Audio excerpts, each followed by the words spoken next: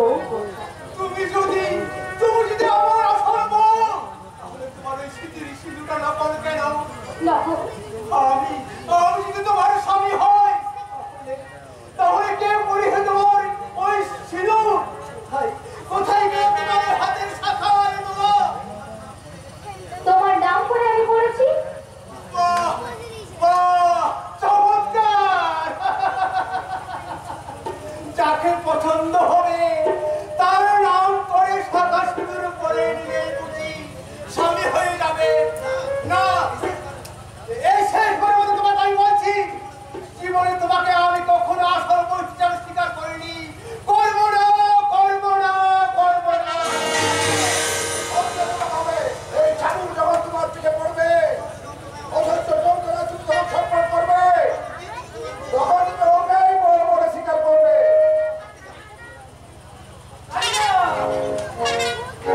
বলছি এত মার কেন খাচ্ছ?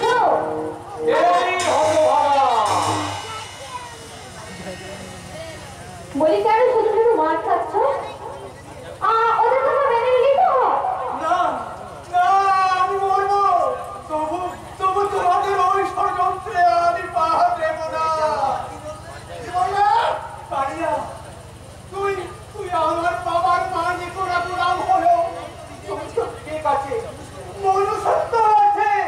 সেই মনুষ্যত্বের পিঠে চাবুক মেরে বিবেক চেপে দাঁড়িয়ে দেখতো, তাহলে রবি তুই যা করছিস তাকে অন্যায় নয়। চাকু আর চাবুক ছাড়া নয়, কালো আর আসল। এই মালিকের হুকুম পেলে মালিকের ছেলের উপর আমি চাবুক চালিয়ে দিতে পারি। তাহলে দে কালিয়া, আমার এই অভিশপ্ত জীবনের জ্বালা মেটাতে তুই তোর হিংসার সুরটা আমার মুখে টানিয়ে দে। আমি তোখানে চাবুক চালাবো, চাবুক। কেমন করে হোক তোর মন থেকে ওই প্রতিবার নামটা মুছে দিয়ে বসে যাবে আলেসের মা। আমি থাকতে আমার স্বামীর গায়ে কেউ এতটুকু কাঁচা আঁচড় দিতে পারবে না। তুমি এখানে এসেছো কেন বউ? এরা যে আমার মতো তোমাকেও কষ্ট দেবে না।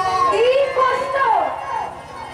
তবু যেমন করেই হোক আমি তোমাকে বাঁচাবো, কারণ ওদের সমস্ত গোপন কথা আমি শুনে নিয়েছি। তোমার সর্বনাশ করার জন্য তোমার বাবা ভালো করে এই মেয়েটাকে বউ সাজিয়ে এনেছে। কি বললে বউ? আমার করে বউ সাজিয়ে? মিথ্যে কথা, সব মিথ্যে কথা। এই মেয়েটা, তুমি তো নারী, মায়ের জাতি, তোমার অন্তর তো লুকিয়ে আছে মাতৃত্বের সুপ্ত বাসনা। সেই তোমার মধ্যে কি স্নেহ, মায়া, মমতা বলে কিচ্ছু নেই? আছে গো আছে, তুমি বিশ্বাস করো? তোমাকে আমি এক মুহূর্ত বিশ্বাস করি না। যাও, চলে যাও তুমি আমার সাথে থেকে। আর কখনো না আমার বউয়ের ভালোবাসার অভিনয় করবে তুমি আমার কাছে এসো না।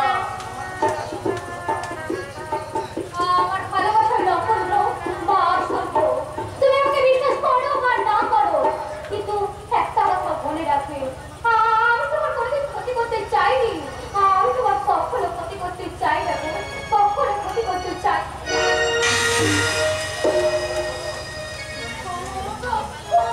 তুমি আমায় নিয়ে এখান থেকে পালিয়ে চলো, নাইলে ওরা আমাদেরকে মেরে ফেলবে। মরার বাতাসে ঈশ্বরের হাতে। এখন এই কালিয়ার হাত থেকে তোমাদের আর নিস্তার নেই। এই পাগলটার মনে মিথ্যে সন্দেহ ঢুকিয়ে যে অন্যায় তুমি করেছো, তার সাজা দিতে তোমাকে আমি।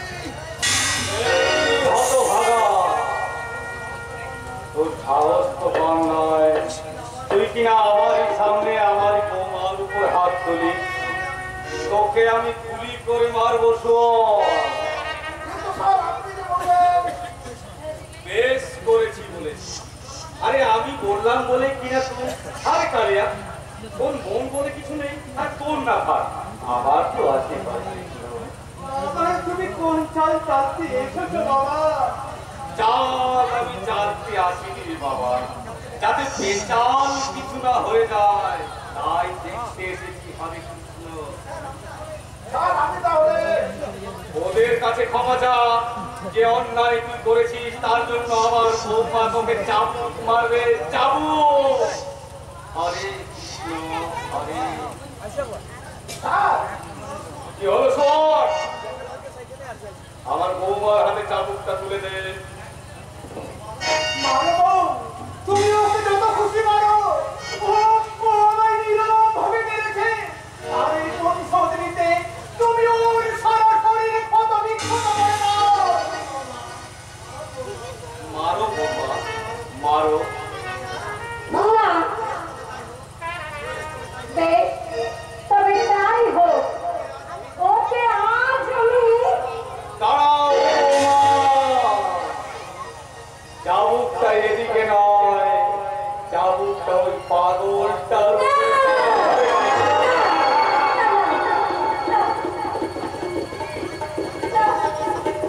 না, না, আমার শরীরের উপর আমি কিছুতেই চাবুক চালাতে পারবো না, কিছুতেই না। না পারলে আমি চালাবো। তবে চাবুক নয়, গুলি।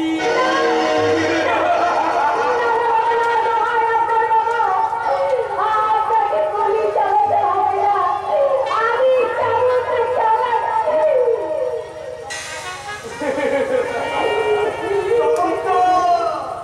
চমৎকার বাবা! তোমার এই ঘৃণার স্বরূপটা দেখে সহজ বাবা মনে ভাবতো তোমাকে আমার ঘৃণা হচ্ছে বাবা। উত্তর হতভাগা। এই মেয়েটা, চাবুকটা তুলে নেবে না তোমাদের দুটোকে আজ আমি।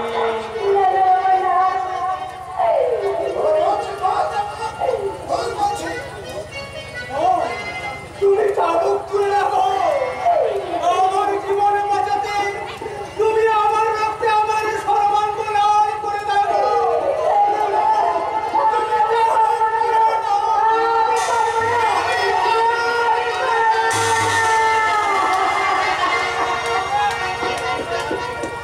আমি কিন্তু